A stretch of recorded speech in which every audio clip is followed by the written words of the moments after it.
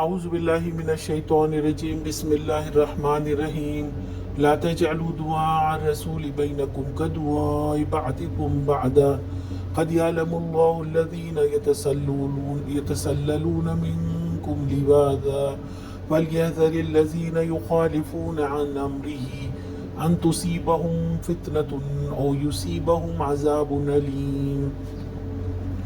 مسلمانوں اپنے درمیان رسول صلی اللہ علیہ وسلم کے بلانے کو آپس میں ایک دوسرے کا سا بلانا نہ سمجھو۔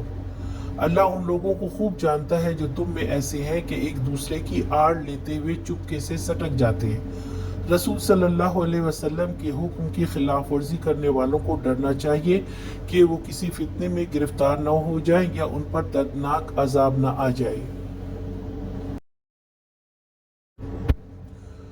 دعا کا مطلب بلانا، پکارنا اور دعا مانگنا، یعنی رسول صلی اللہ علیہ وسلم کی بد دعا سے بچو۔